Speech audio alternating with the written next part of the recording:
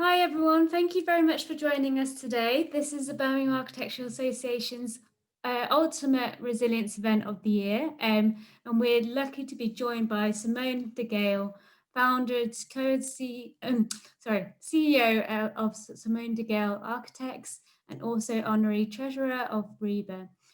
If this is your first time at a BAA event and you're not familiar with us, the BAA is a local branch of REBA in Birmingham, founded in 1874, and we relaunched 3 years ago. We're generally represented by architects, architectural technologists, interior designers, engineers, and designers who have got an interest in architecture and passion for the built environment. And we're just keen to keep events going. And so this year, we've got a couple more events that are coming up. So we've got the Student Ambassador deadline, the 30th of November. So if you are a student from Coventry, BC or Wolverhampton, do have a look at our website and on our social media to check out on how you can engage and be part of the Student Ambassador scheme. And we're also hoping to announce our Coding or Creative competitions winners. So stay tuned. You might have one for that as well. I won't hold us up too long. So I just want to say a brief thank you to all our BA supporters. So our partners and sponsors that have made it possible. Thanks to Alamure, Ibstock, Marley, Delta Light, FRA, Taylor Maxwell, Allgood, Armitage Shanks, Milliken, Kitchen Gallery, Ultra and Rainers who have made this all possible. But without further ado, let me introduce you to the event and your hosts. So you will be joined by Amy Francis Smith, Birmingham Architectural Association Vice President, and also Kai Khan, REBA Project Manager, who will be talking to Simone de Gale. Thank you. Hi everyone, and welcome to our event. I would like to just ask Simone and Kai to unmute themselves and turn their cameras on, and we can get chatting. Hi. Hi there. Let's wait for Kai.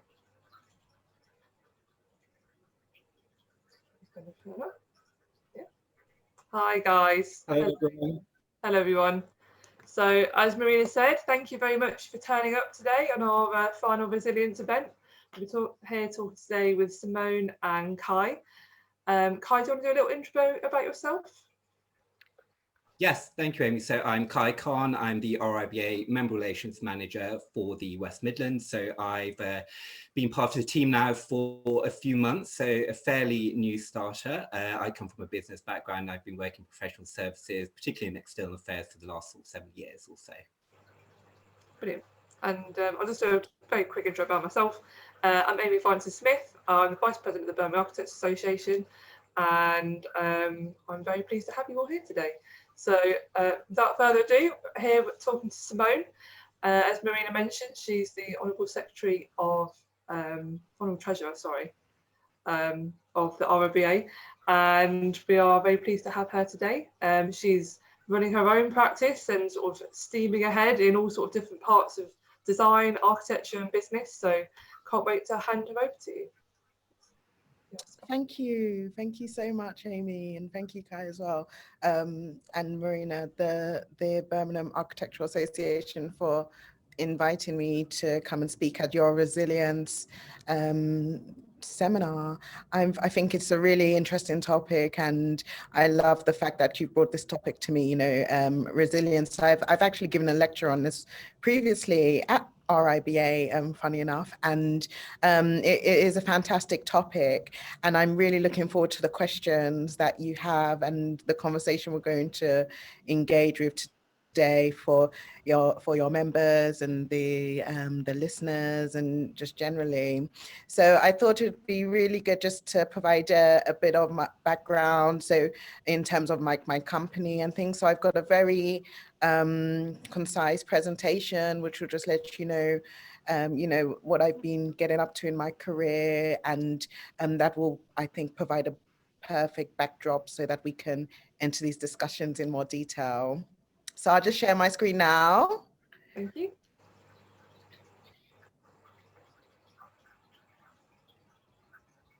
Okay, so it's my company, Simone Gale Architects, and I set it up at the end of 2009, just after my professional diploma, actually, as an architectural services company. And then I became qualified through that company 2 years later at the Architectural Association to get my Part 3. And that's when I changed the name to Simone Gale Architects. We have 4 departments, and the departments are architecture, interior design, master planning, and innovation. So these are the 4 departments, and we're based in Belgravia. And I've been fortunate enough to achieve some awards, and one of them is Architect of the Year at the Women in Construction Awards in 2017, and that was fantastic because on the back of that, you know, we just got many contract opportunities, and then also. So I was really privileged to speak alongside Foster and Partners and Zaha Hadid at the Architecture of the Future conference in Kiev in Ukraine. You know, our name got out there, and that was at the in 2018. And, you know, I've done lots of talks and conferences since. So, you know, just going through some of the projects, it ranges in like sort of residential and retail and commercial projects in London and internationally. As I said, we do interior design. So, you know, lots of different types of interiors, offices. We look at residential and then retail again, but just from a real different range. So, you know, for instance, for the residential, you might be looking at lots of different types of floor finishes and wall finishes. And then on the commercial, you might be looking more at sort of, you know, internal spacing in terms of spatial layouts and planning of desk spaces. So it's very interesting to look at different areas. And then master planning, you know, I set up all of these departments like when I started my company. So it's like I had no project, but then I set up the departments and then I went out to go and look for all of those projects. And so now it's very nice because that we've got a range of master plan projects, which I'm very happy about. And the largest one at the moment is a 200 million pound master plan in Tbilisi in Georgia, which is this project here at the top here. It's called Didiomi Mini City, and it's for 5.65 million square foot of mixed use development space, and it's been submitted for government approval. So once we get the approvals, you know, we can go into construction phases. So that's like the most proud project that we have on our portfolio at the moment. And then we have others as well. And then we have an innovation department, and I'm very proud about this as well because we've developed a materials technology processing technique, and that's been in line, alongside with the Ministry of Defence. And basically, it's a process which we've now patented. And myself, I'm the one of the named inventors for this technology. And what it does is when you apply the process, it makes the material stronger and lighter, but then more resilient to blast or to pressure. So it can be used for construction, it can be used for vehicle protection, and also for maritime vessels. And it's currently at TRL 6, which means it's at prototype stage. And so we're developing, you know, and we're doing more trials and testing so that we can bring the technology to industry. And so there's like 3 more stages where you get to TRL 9. So this is very successful project as well. There's been a range of awards which we've won and been shortlisted, and then also accreditations, which I think are really important, you know, just to get a really strong, resilient company. You know, things like the Healthy Workplace Award, which we were just recently achieved, and that means that we have a good, healthy workplace. That means we have a good space for the staff to come and work in, and healthy environment and balance in terms of health and well-being. And so I'm very proud of that. And then the other awards that we have, we've done lots of talks and lectures. Here's He's the one at the Architecture in the Future conference in Kiev. Met some really interesting people, and worked with these people, and it's just fantastic journey. So I just feel very cultured in terms of the people that I know, the people that I've worked with or met, and I feel very privileged as well. And that's my brief presentation. I hope that's okay. That's great. Thanks so much, Simone. That's really sort of gave a nice overview of the kind of things you do, and obviously a very varied career. So there's lots of things I'm already brainstorming off that I want to ask you about. So I'll let Kai kick off with the first question. Thanks, Amy, and yes, really insightful, Simone. Thanks. That you're clearly a very busy woman. I don't know how you find the time to fit it all in. Yeah. You touched upon resilience earlier as a topic, and you mentioned that it's something that you have a particular affinity towards, and giving the time is how it is at the moment. I think there's no better time to demonstrate that, as you've done through some of these significant projects you've managed to launch. So tell me, what does resilience mean to you? To me, resilience means being able to adapt to your situation and being able to survive in that situation. Even like us as human beings, we've evolved over, centuries, and that's part of evolution. And I think resilience is the same, because it means that no matter what is happening externally, you still you're growing and you're developing, and you're still remaining that structure throughout that period of time. And so I think that's what resilience means. It means that you're willing and able to adapt to your situation and find continuity within that. That's amazing. Great, thank you. Yeah, I suppose we'll start off with you personally, rather than before we go into the kind of like the nitty gritty of the business side. So you said that you set up before you were qualified, and what sort of drove you to do that?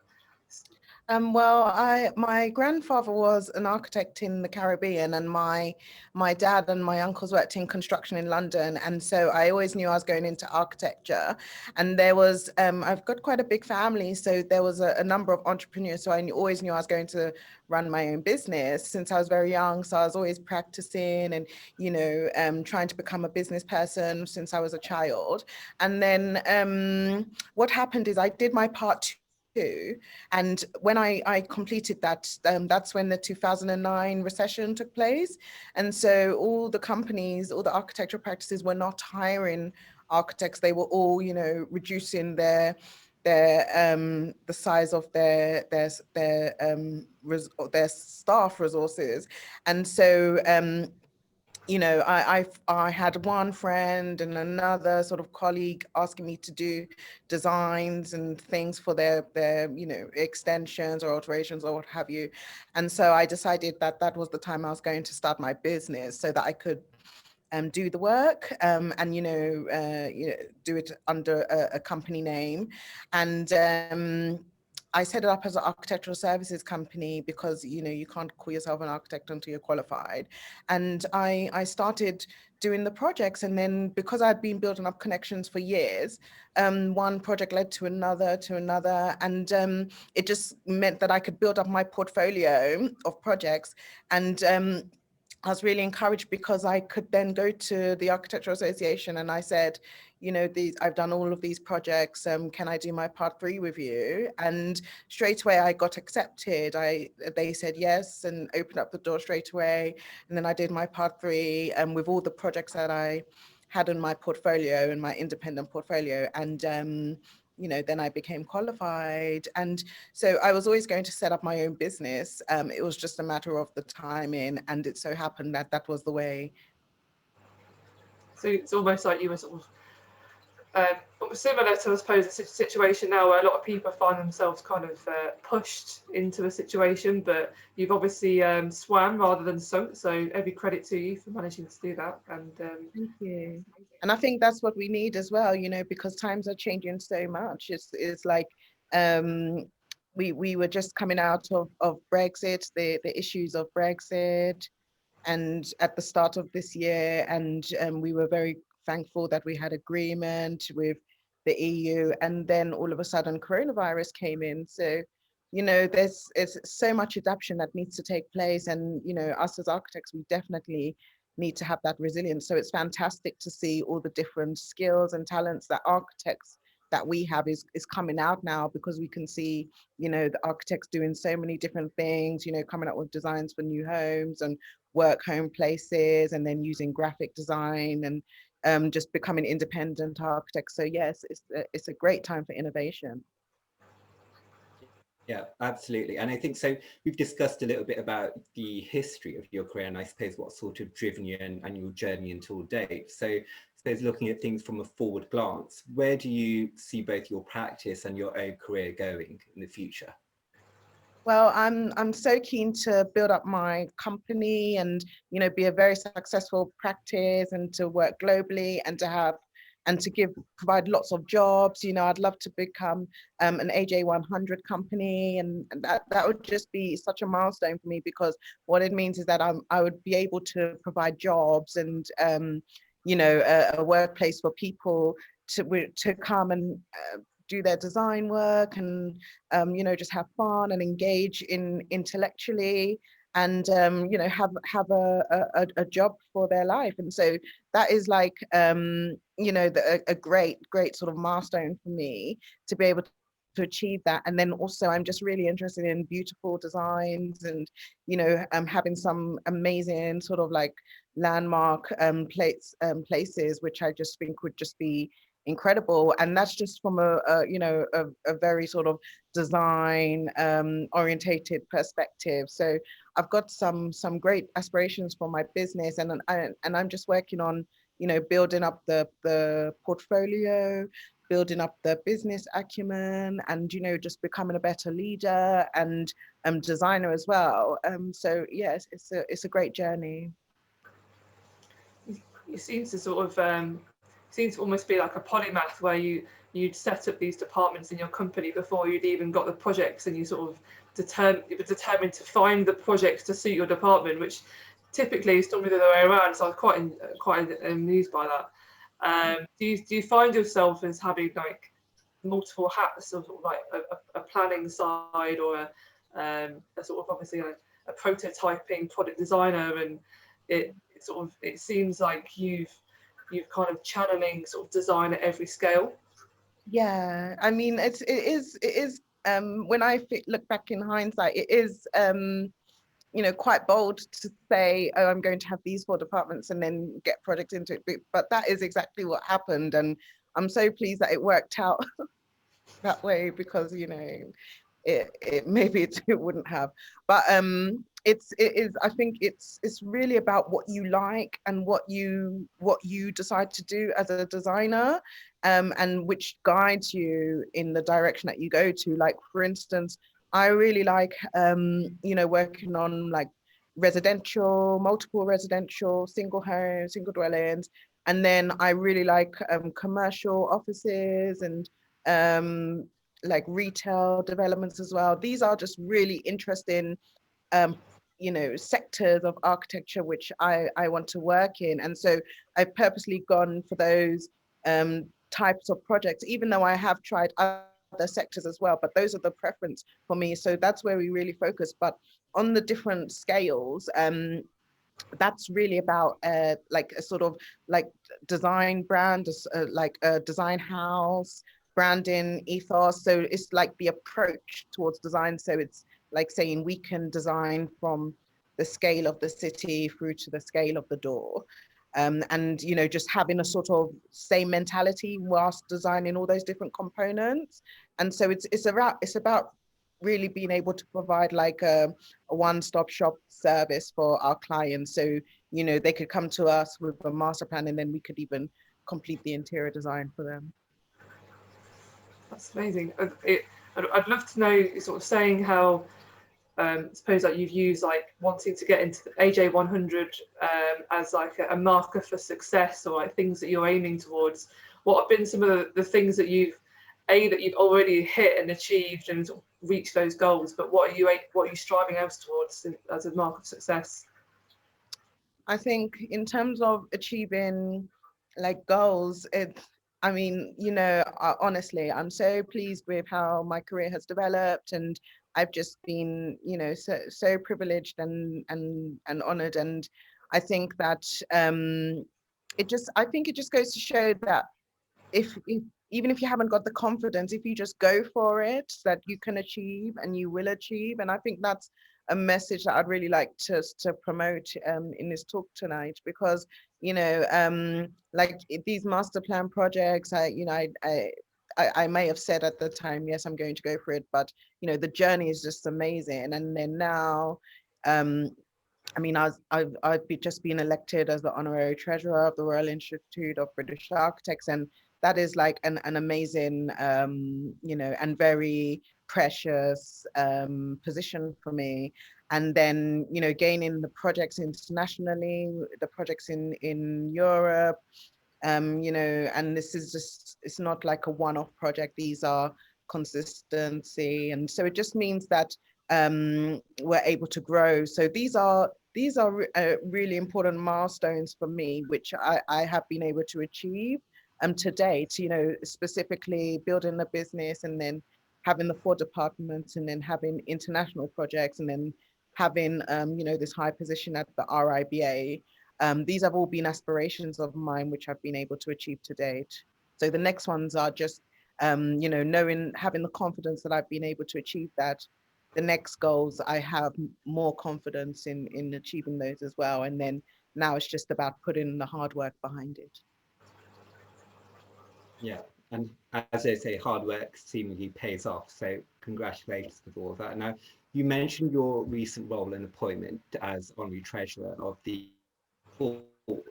And see, the RIBA board is a newly appointed governance structure for the RIBA. So I was wondering if you just talk a little about what the hopes are for the board, and also what your personal hopes are as part of your role within the newly appointed RIBA board.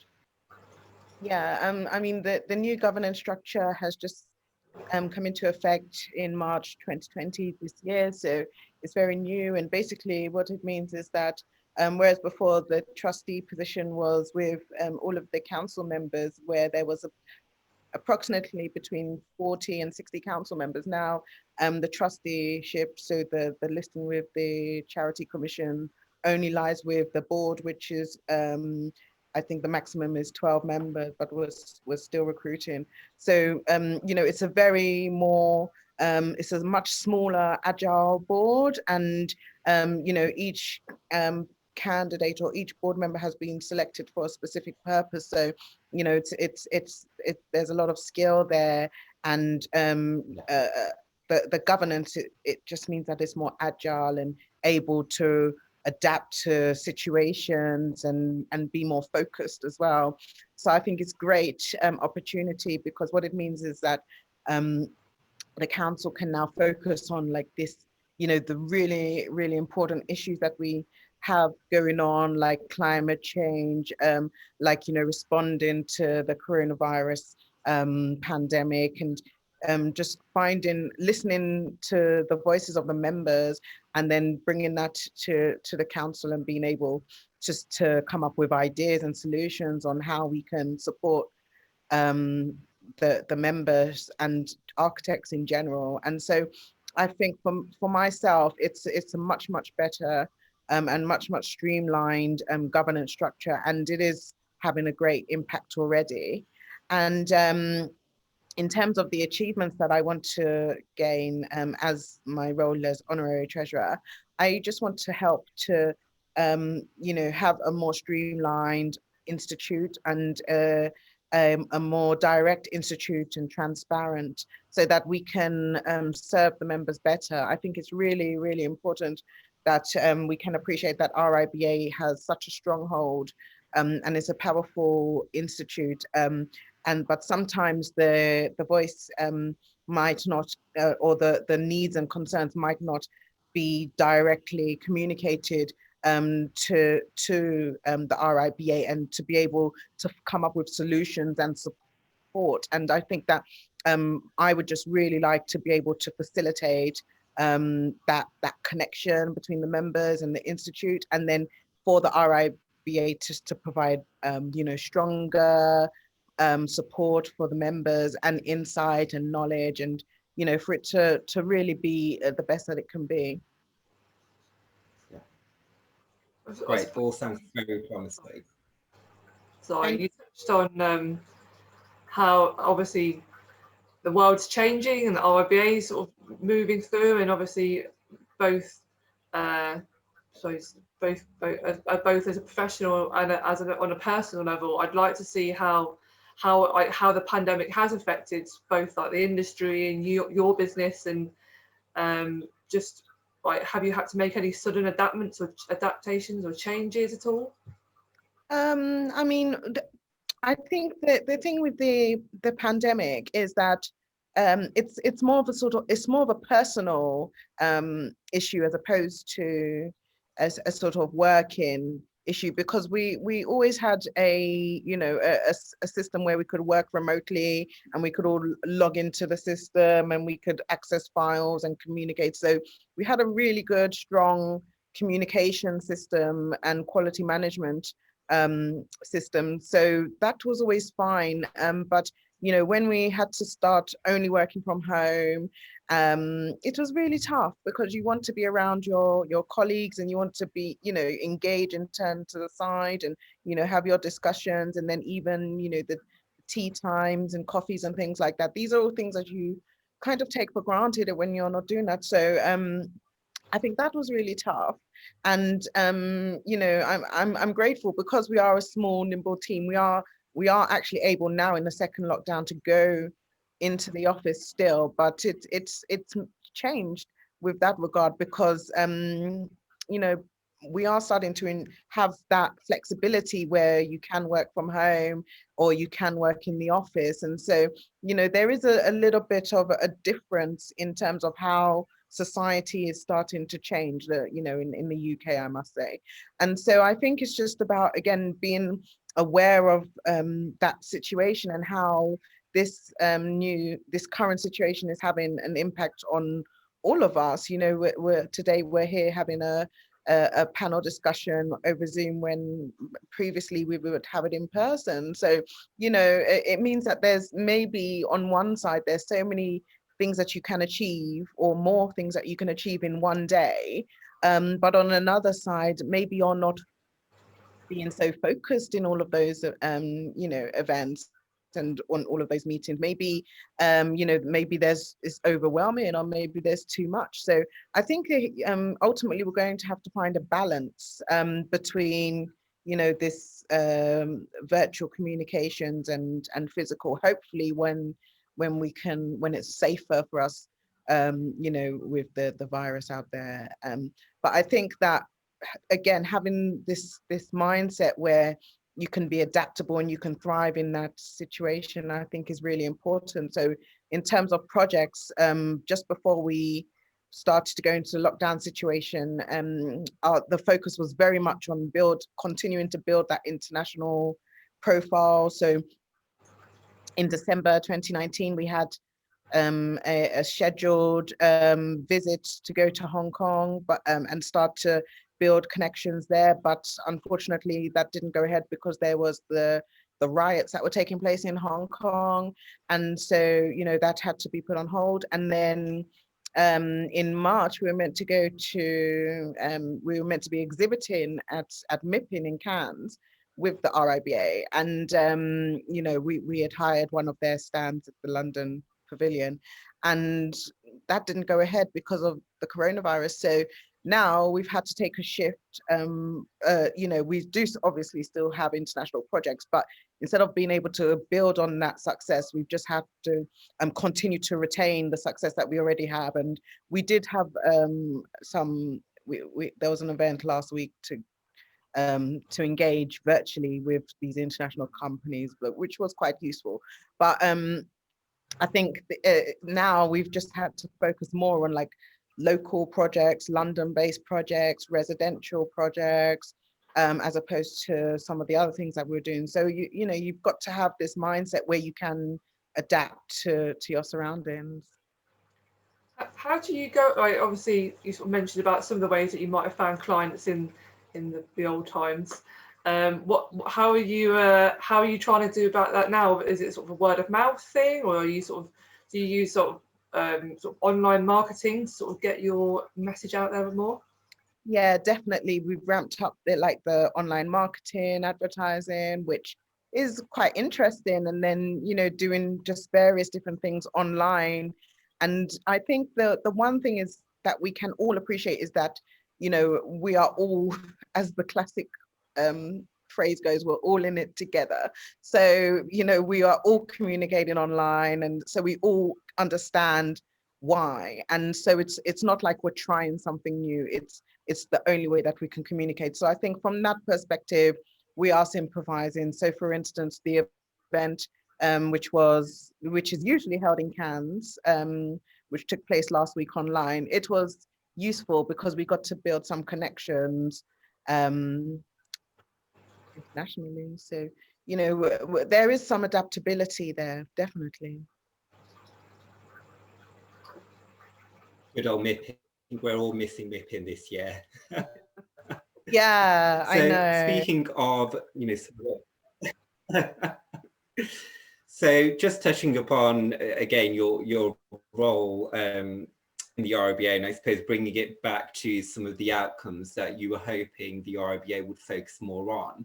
It seems that as a result of the pandemic, there seems to be a growth in sole practitioners and people, going out there and being quite innovative and setting up on their own. So what sort of support would you envisage small and medium-sized practices even needing from the RIBA, and I suppose just in general as a business structure? I think that one of the main issues is that there's some but not full awareness of all of the services that RIBA offers. So like the sort of the business support services, the free legal advice with regards to projects, access to discounts for all sorts like vehicles and products and computers, and then plus even things like policies, company policies. There's so many services which are provided within that membership that you have. It's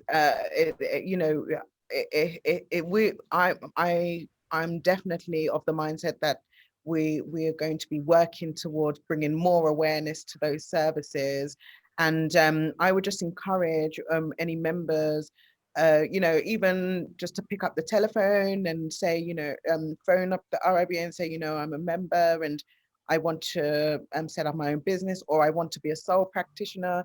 Can you help me? And, what do I need to do? I'd say any question, just get in contact, even like the insurances and professional indemnity insurances, and then all of the branches, like even the Birmingham Architectural Association as the branch of the RIBA. These are local groups where you can go and meet other members and have discussions and, just get support. And that's actually how I started getting involved in the RIBA. I joined my local West London branch, and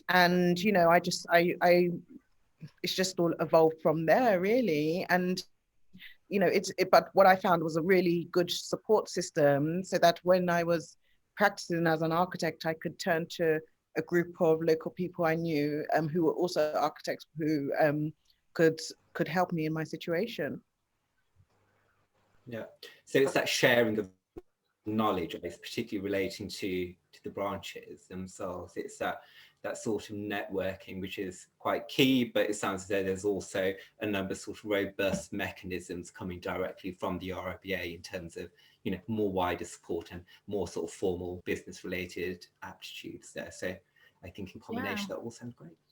I think it is, because I think that even starting out as a sole practitioner or a company, you're going to need that support, and to get that from in different environments, I think is so important, and just to engage and have the confidence to engage with your branches or with the RIBA directly in terms of the telephoning and emailing certain departments. You know, I think it's definitely there for all of the members, and so just get in contact. You obviously found a lot of value from RIBA, like from quite an early stage in your career when you were qualifying. Is there anything that you kind of wish that you'd known about earlier? Any sort of hints and tricks for anyone that's sort of setting up now, that with sort of hindsight in mind, that you'd put forward to offer? I don't know actually. I would just say just like enjoy the journey, because I must say, like, you know, I've worked hard, but I've really made sure that I've always enjoyed the journey. So if I've really not liked something, I've just said, you know, I'm not going to do that anymore, and I've not forced myself to do things. And even if there's like a potential client, and you know, I've seen that from the start that it's not the right fit for me to work with, or the team, or I've just not engaged in that relationship further.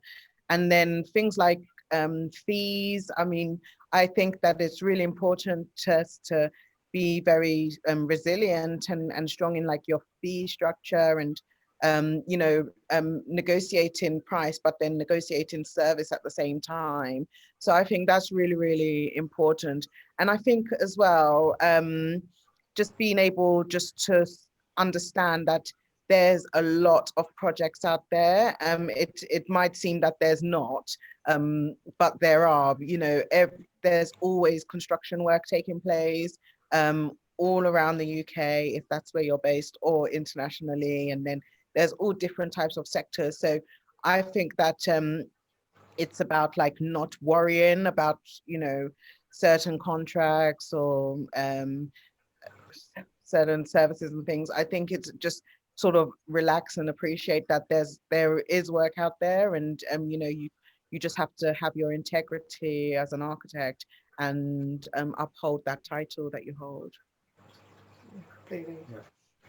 So a focus, well, another key focus from an RIBA perspective, particularly in recent times, is I suppose diversification, and not just within some of the you know, immediate aspects, but a diversification of thought, which by itself helps to innovate the sector. And I think that's quite a key focus, I would say, for the RIBA. Now, on that point, do you think there is an issue with representation of females within leadership roles currently, and how, obviously as a female CEO yourself, how do you think we can help more women get into leadership roles?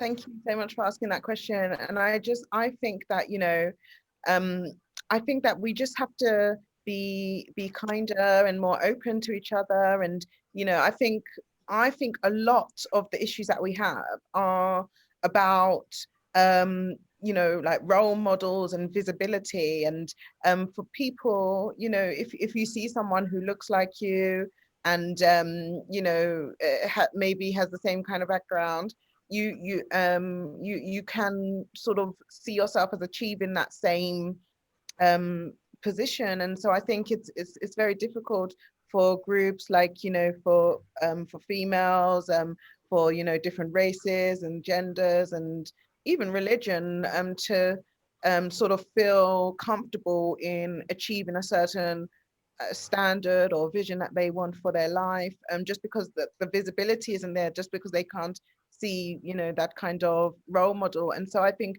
we have to encourage each other, and we have to put more role models out there, and then we have to encourage each other to go for those roles, because, you know, having like diverse groups and boards, it just brings so much more to the table, and it's just a more interesting life. And, you know, I've done lots of traveling, and it's just, I mean, I don't know anyone who's traveled or gone on holiday and come back and said, you know, oh, I hated that experience. You know, it's always like a good experience to learn about a different culture or way of doing things, and it just enriches your life. And so it's the same, you know, we just need to encourage each other and put more role models out there, in specifically in media, you know, in on the images, on the billboards, in social media, on the news.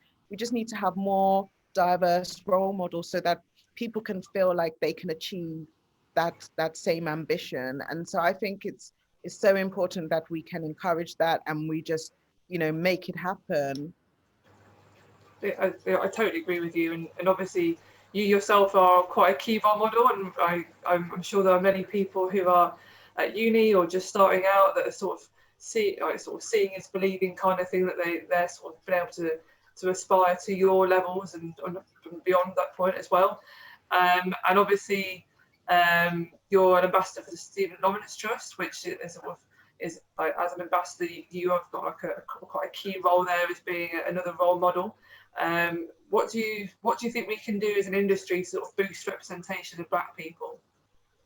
I think again, you know, we can put more Black people out there in the media, and as role models, and diversify, and definitely, yes, I'm an ambassador for the Stephen Lawrence Trust, and that's a fantastic opportunity for me, because I just really admire the work of the Stephen Lawrence Trust, and it's always had such a precious part of my heart. And so, you know, it's fantastic, and they've done a lot of work.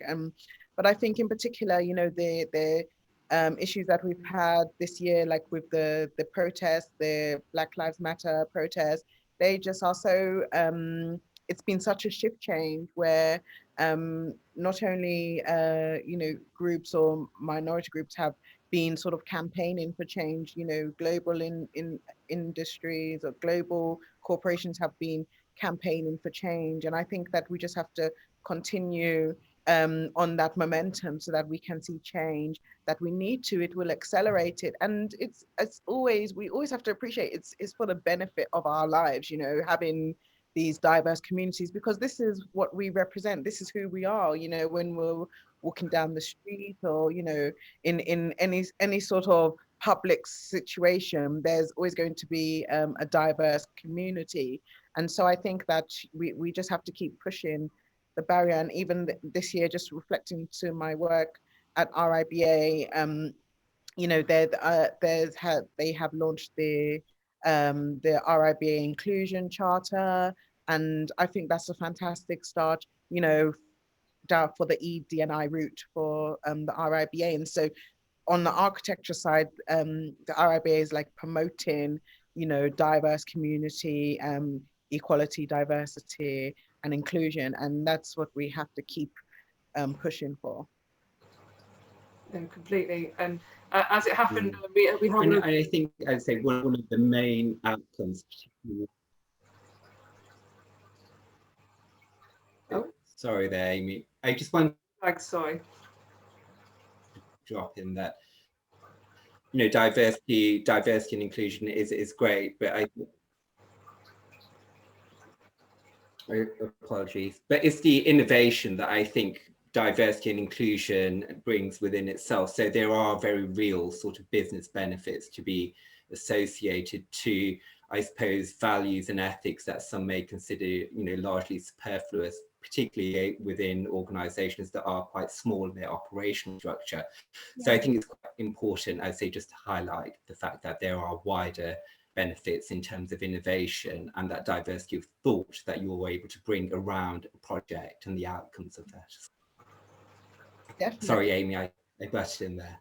Don't worry, so my computer weird. And I just think, you know, just like on a human point as well, you know, you know, why should we exclude any kind of other human being? You know, it's wrong, and it's just, you know, we cannot walk around on the earth and expect the earth to serve us. You know, that's not the way that it works. We are just all part of this society. So, you know, we just have to accept what's going on around us and the people around us.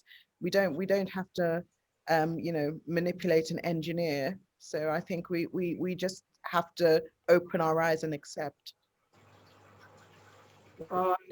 just a sort of a final wrapping up, I suppose, after a really interesting chat. Just want to sort of end up on a sort of something for the future. What sort of positives are you sort of looking forward to out there, and the new way of industry, the new politics, the new sort of potentials for business, and just wanted to see what you're excited about. I'm really excited. I'm really excited because just generally, you know, I'm on this, like, you know, this journey, and it's just like every day I'm just gets happier and happier because uh yeah, I've worked so hard, and you know, to sort of set it up, and now it's starting to flourish and I can see it. And I think that's the time when you have to start to be really humble, and then just really open your eyes and appreciate. And then when you see further opportunities, just take it up. So I'm just focusing now on just becoming a better business lady, a better leader, you know, a better employer, and a better business person. And this is, and of course, a better architect. And these are just really important qualities, you know, just to focus on refining and just becoming the person that I want to be, and just enjoying life. So I've got my milestones, and they're definitely set in stone, and it's about enjoying the experience to get there. Got every faith that you'll hit them and sort of propel beyond those points, I'm sure. So thank you so much again for having the time to come and chat to us today and sort of give us your overview in the sort of the London world in Birmingham, and we hope that your practice continues to do every success, both sort of on the small scale stuff, but also the international markets, which are opening back up again. So again, thank you very much. Thank you so much for your invitation. I'm so grateful. Thanks for the conversation, Simone. It's been incredibly insightful. And as Amy says, just to echo those thoughts, it's just really, really encouraging to hear that there are some positive stories throughout this pandemic, and also really encouraging to hear about your involvement within the RIBA going forward and the prospects that that brings as well. So thanks again. Thank you very much. Bye. Yeah, thank you. And thank you to all our listeners as well for all their great questions. They kind of fed them through. Amy and Kai did a fantastic job with that. Thank you so much, Simone. It was really insightful, and I feel really filled with sort of excitement and ambition to move forwards, and your business acumen just kind of exudes. It's really great. I just wanted to say thank you as well to all our listeners and all our sponsors that have made this event possible. So I'm gonna list them: Alamere, Ibstock, Marley, Delta Light, FRA, Taylor Maxwell, Allgood, Armitage Shanks, Milliken, Kitchen Gallery, Archer and Rainers. And thank you again to Simone, Amy and Kai for joining us today. It was really great. And look forward to continuing the conversation just generally between amongst ourselves. But thank you. Thank you very much, guys. See you. Bye-bye. Cheers, guys. Take care. Bye.